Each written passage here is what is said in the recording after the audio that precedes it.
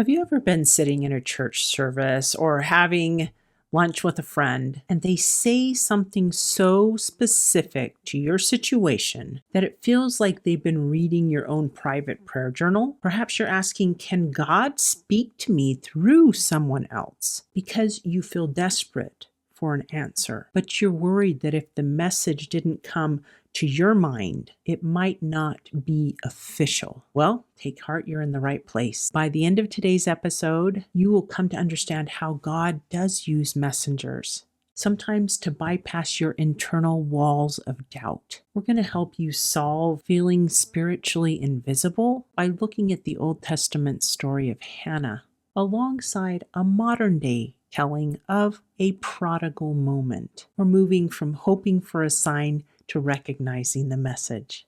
Stay tuned. Ordinary women, extraordinary faith. When God calls, we say yes. The Arise Women of God podcast. Hello and welcome to another episode of the Arise Women of God podcast. I'm your host, Tamara K. Anderson, and joining me today is the amazing Bonnie Randall, who is one of our fantastic women warriors. And today we're exploring the relay system of heaven, how God uses messengers. First, I'm going to share a little bit of the story of Hannah from the Old Testament and how a priest changed her life. Second, Bonnie is going to share her sermon miracle, the moment a pastor she had never met delivered a message that could have only come from a God who knew her name. And third, we're going to cover the safety checks for the soul, how to discern if that first message you're receiving through a friend is truly a green light from the Father of lights. But first, let's kick it off by diving into the story of Hannah in the Old Testament. In 1 Samuel chapter 1, we meet Hannah, and she is in the deep wilderness of her soul, longing for a child, and she has been barren. And so we find Hannah weeping at the doors of the tabernacle, praying with all her heart and soul for a child. She was so desperate in her prayer that her lips were moving, but no sound came out. This is where Eli the priest found her, and he completely misunderstood her at first because he thought she was drunk. But when she explained her heart, Eli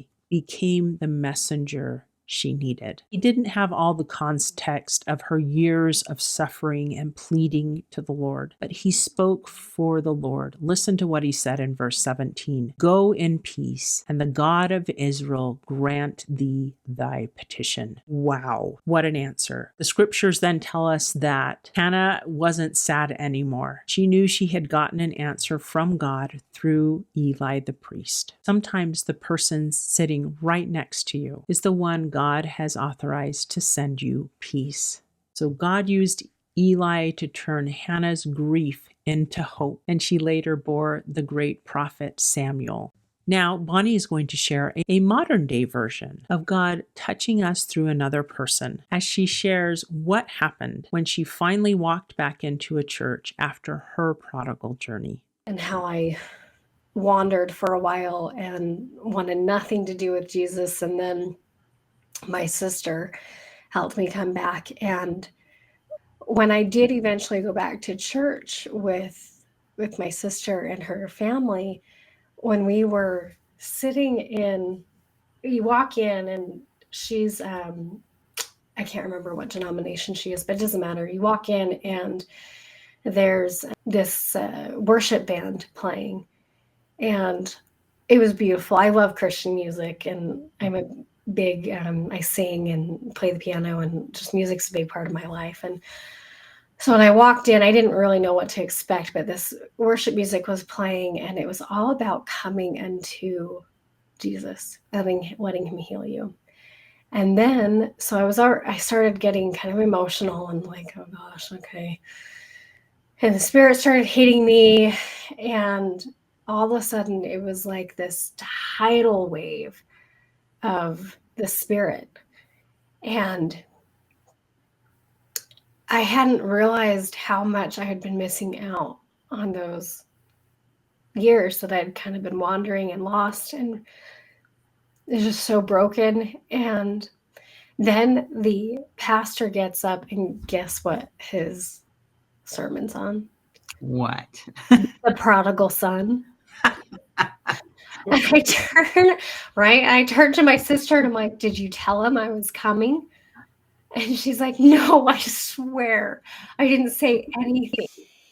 And I just sat there soaking up his message of love and mercy and forgiveness, and how it doesn't matter what we've done, we can always turn to him and be forgiven. And then they get up and they start singing another song, and I can't remember what one it was, but it was as if the entire host of heaven came down and wrapped their arms around me. I couldn't even stand. My knees buckled and I fell to the floor just bawling. And I felt filled. And I realized how starving I truly was in that moment. I needed so much. And thankfully the Savior didn't disappoint. He came and he filled me with his love and with in that moment, his righteousness. And God knew exactly where Bonnie was sitting that day. He used that pastor's voice to pierce through the cloud of doubt.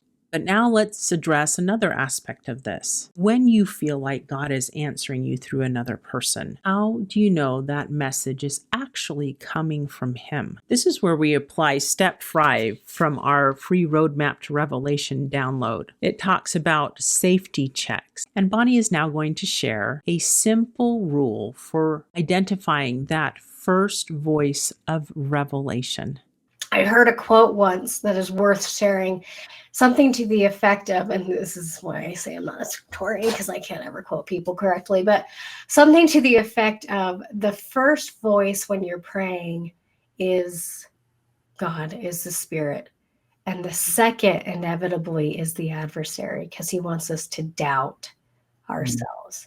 So if while you're in the middle of this prayer, this searching for truth and righteousness, if you can be still and get yourself still enough, that first thought that you have is the clue. And usually you want to run with that. So, my friend, God is still sending Elis and pastors and friends into our lives today. If someone says something that brings you a tidal wave of peace or clarity, pay attention. God teaches us it is by their fruits ye shall know them. And God is the author of peace, not confusion. If you're ready to start recognizing the messages or messengers in your own life and tuning into the specific frequency of divine inspiration, you can download our free roadmap to Revelation, 6 Steps to Hearing God in Your Daily Life. It's a PDF, and it has a bundle audio meditation to help you prepare to receive light and revelation. You can get that bundle free by clicking the link below. So, my friend, open your ears and hear the messages God is sending your way today. He might even be speaking to you through the person right next to you. And until next time, may you arise. Do it God's way, God strong.